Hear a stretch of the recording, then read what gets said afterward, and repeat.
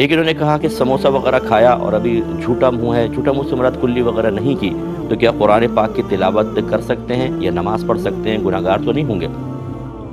دیکھیں، تلاوت قرآن میں تو کوئی پرابلم نہیں ہے، آپ بالکل کر سکتے ہیں۔ نماز کے اندر یہ ہے کہ اگر آپ نے زیادہ کھایا اور بڑے بڑے منہ میں ذرات موجود ہیں تو مناسب نہیں ہے کہ بغیر کلی کے آپ پڑھیں، اس لیے کہ وہ ذرات حلق میں جائیں گے تو اور دوران نماز ایک ایسی ادب کی حالت قائم رکھنا لازم ہے جس میں اس طرح کے دنیاوی امور سے کنارہ کشی اختیار کرنا ضروری ہے۔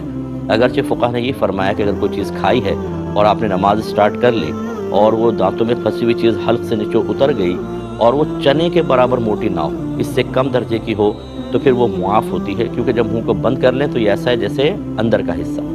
باطن کہلاتا ہے، اور آپ کے معدے میں بھی کھانا موجود ہوتا ہے، آپ نماز پڑھ رہے ہوتے ہیں تو معدہ اپنا کام کر رہا ہوتا ہے، تو اس سے کوئی فرق نہیں پڑتا۔ ایسی پورے بدن میں ہمارے بلڈ سرکولیشن کر رہا ہے، وہ ناپاک ہوتا ہے، لیکن دوران نماز چونکہ اس کو نکالنا تو ممکن نہیں ہے تو وہ معاف ہے۔ ایسے جو منہ کے اندر چیزیں آ گئیں، جب ہم منہ بند کر لیتے ہیں تو یہ ایسا ہے جیسے باطن، اور وہ باطن کے اندر کوئی چیز موجود ہو، فرق نہیں پڑا، زیادہ یہ ہوا کہ ایک باطن سے اور مزید باطن میں چلی گئی۔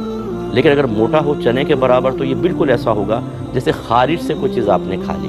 تو یہ فقہا کے اپنے انداز ہیں جو انہوں نے لوگوں کی آسانی کے لیے بیان فرمائے، لہٰذا اگر چنے سے برابر بڑی کوئی چیز ہے وہ نگل لی تو نماز فاسد ہوگی۔ لیکن یہ ضرور ہے جیسے میں نے آپ کو عرض کیا کہ اگر چھوٹا بھی ہے، تھوڑی بھی چیز ہے، آپ نے سموسے کھایا، اس کا ذائقہ محسوس ہوتا رہے گا